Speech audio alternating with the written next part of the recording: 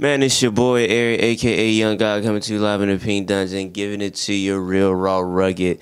I'm here really quickly to do something called Extra Thoughts. I don't know how many times I'm ever going to do this on the album. It's my first time ever really having so many extra thoughts that I said, hey, I got to go on YouTube and make another video about this album. And it's the Earl Some Rap Songs album. Now, was it last night? It was about a couple days ago. I was sitting there listening to Earl, right? I think I was in the car coming home from doing a little video about Do Black Men Cheat. So I turned on Earl and I'm listening to Earl. I'm like, yo, this is such an interesting album. Like, that's all I can say. Like, this album is just so interesting. It's not like too many things I've heard. Like, it's people that do that offbeat rap type style, but it was something that he had in his songs that I never heard anybody else do that style. And I just didn't know what it was. So I got in the car, went inside the house, I'm listening to it some more. And I'm like, it's something about this. And I thought I was tripping. I said, is this something about this album that's just extra black? Now, as a black person, it's hard to explain what that means. Something like Spimmer Butterfly, you can understand why I can say that album is super black. But this album right here is not so overtly black to the point where you're like, oh, this sounds like this album's for black people.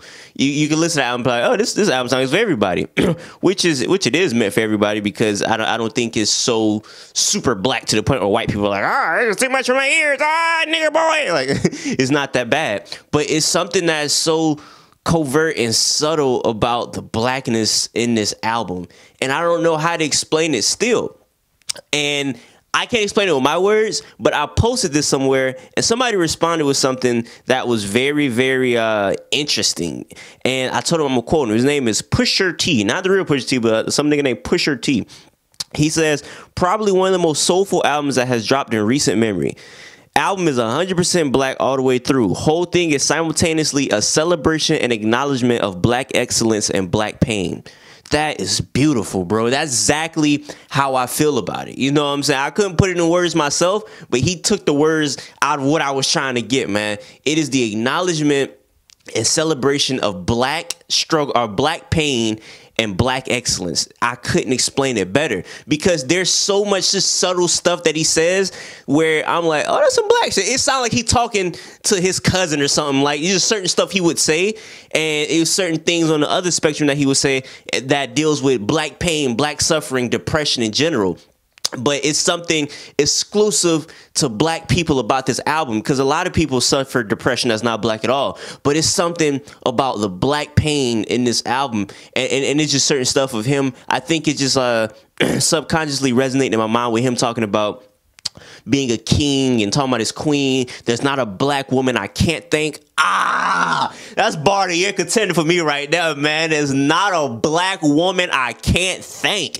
Jesus, boy, thank you, Heavenly Father, for that one right there. Speaking of the Heavenly Father, he mentions his praising the Most High, and it just sounds black. Like it's like, I don't know how to explain it, but if you're a black person and you really listen to this album with that in mind, and you're not like a black person that like found out it was cool to be black like 2 years ago on Twitter, now you might not feel it. But if you've been black all your life and you knew you was black, it's just something soulful and just black, man. I don't know. And I just wanted to put that out there because they added an extra layer that I didn't really pick up on when I reviewed the album. And it's just the layered, intricate, interesting album. And I haven't been intrigued by an album so far this year like that. You know, I might enjoy more albums better. I might enjoy another album more than I enjoy the Earl album, but nothing has intrigued and interested me like this album right here. Like, I can't stop playing it,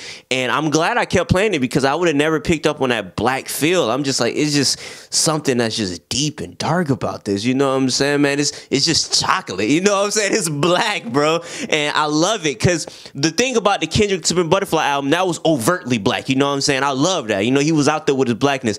But this subtle black album, I don't know too many albums that is so subtle. Even the Solange album, that was a black album, but you know, you could tell like it was like an overtly black album, like from the videos where all the black people dance, like it was overt. Something about this, it's just like, it's subconsciously black, and I think that's beautiful and genius, because it's not out there. You know what I'm saying? It's not in your face. You have to dig through a couple clothes and, you know what I'm saying, a couple, you know what I'm saying, you got to dig a couple feet to find the blackness. And I like music like that. I like music where it just doesn't hit me right there. I want it to hit me a couple years from now, you know? So yeah, man, that's crazy because a lot of people say something like MF Doom. MF Doom didn't click with me until like 3 years after I heard him. So this didn't click with me until a couple weeks after I heard this. So I just wanted to put that out there that this album has more layers to it. If you find another layer, let me know in the comments. I would love to talk about it. But the blackness layer, it didn't hit me at first, but it hit me now. So until next time, I say what I mean what I say. Haters gonna hate and players gonna play. Holla at your boy now, man.